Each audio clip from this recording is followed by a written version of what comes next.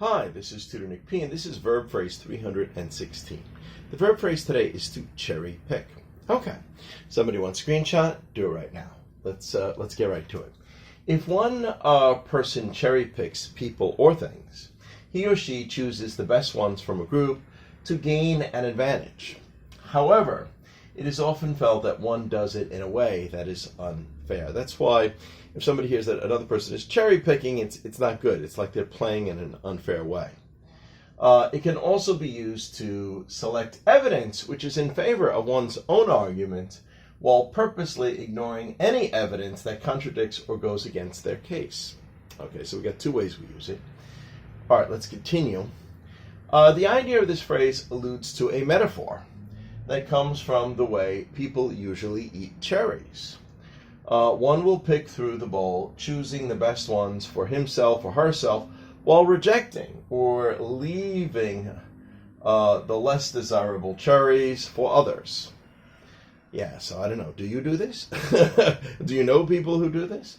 Okay. Some also think it may refer to a person picking a cherry off a cake or dessert, etc. Picking that cherry off for themselves and, not asking or saving it for others. All right, let's continue. All right, we got three examples to show how it's used. All right, in the 2000 election, Al Gore decided to challenge the election by having a recount in Florida. However, he decided to cherry pick and only choose 4 counties that heavily favored Democrats and most likely would be in his favor. Yeah, I remember this. This is the first time I really started to hear the word cherry pick used a lot. That was at that 2000 election. Who knows? If he decided to recount the entire state, which would have taken a long time, maybe he would have won. You don't know. But he only chose 4 counties.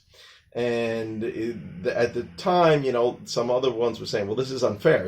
He can't just choose the 4 that's, most likely where, those 4 counties usually vote heavily for Democrats, because this way, if there were missed votes, they would most likely be in his favor because people in that area favored, him as the candidate. So that's why that was considered to be unfair to do it that way. All right. Let's continue. Let's go to the second one. When I used to be a UPS supervisor and there would be new employees sent to the branch, a more senior supervisor would cherry pick the best workers for himself and would leave the less desirable new employees for me. Yeah, well, if you ever worked for UPS, it's hard work. You have to hustle, and they time you, and they make sure you do so many packages, per minute or something like that. And of course, he would choose, if there was 2 guys that were big and strong and active, he would choose them. And if there was a fat, nerdy guy, maybe okay, he was even maybe even a little smart, but he really wasn't suitable for this job. He said, okay, you take him. That's what he would do. He would cherry pick. So, anyway, let's continue. And the third one here.